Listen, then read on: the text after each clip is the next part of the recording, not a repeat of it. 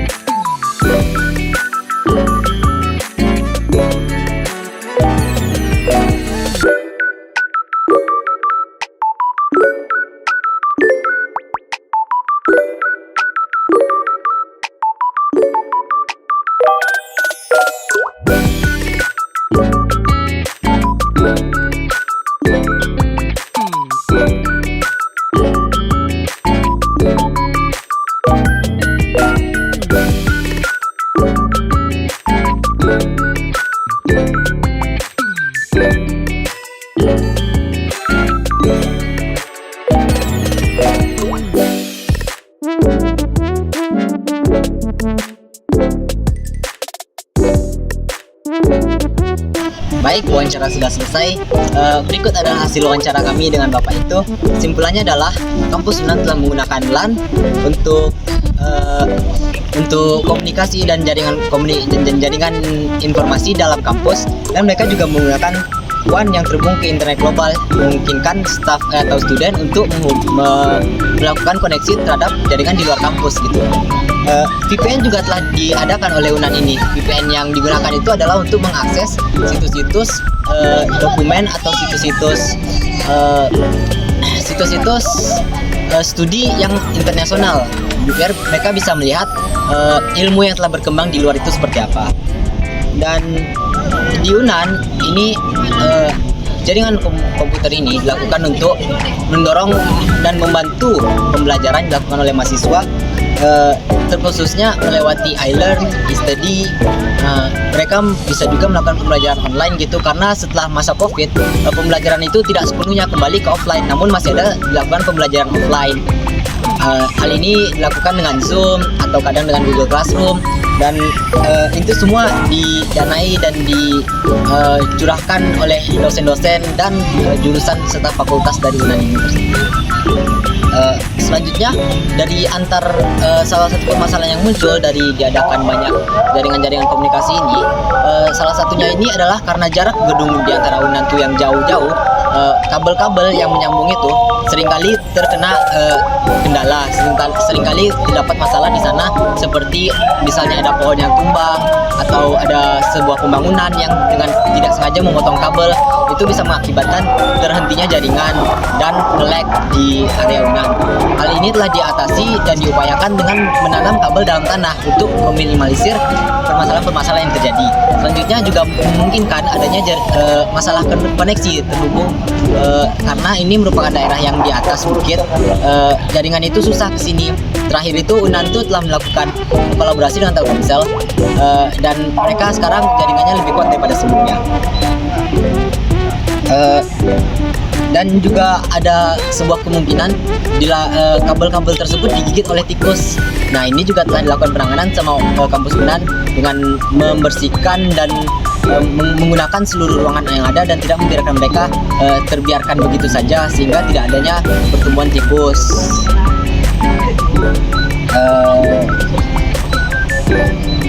Untuk jaringan komputer di UNAN ini ada tersedia sebuah divisi teknologi informasi dan divisi komputer yang untuk mentroubleshoot seluruh problem dan masalah-masalah itu. Dari situ dipanggillah divisi ini untuk menyelesaikan permasalahan-permasalahan terkait jaringan. Letak dari divisi ini adalah di lantai 1 perpustakaan di UNAN, dan mereka lah yang menghandle dan memanage. Dari situlah tersebar itu tempat letak servernya. Dari situ mereka menyebarkan kabel-kabel dan akses internet, jaringan serta server ke seluruh gedung-gedung yang ada di UNAN ini. Baik, sekian kesimpulan dari wawancara saya. Terima kasih atas perhatiannya. Assalamualaikum warahmatullahi wabarakatuh.